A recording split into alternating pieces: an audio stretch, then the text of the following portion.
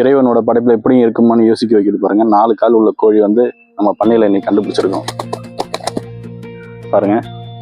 4 கால், 1 2 3 4. ஆனா அது 2 காலால் தான் நடக்குது, 4 கால் மட்டும் தூக்கிட்டு தான் இருக்கு. 4 காலு கோழிங்க, இது 4 காலு கோழிங்க. இறைவனோட படைப்புல வித்தியாசம் பாருங்க.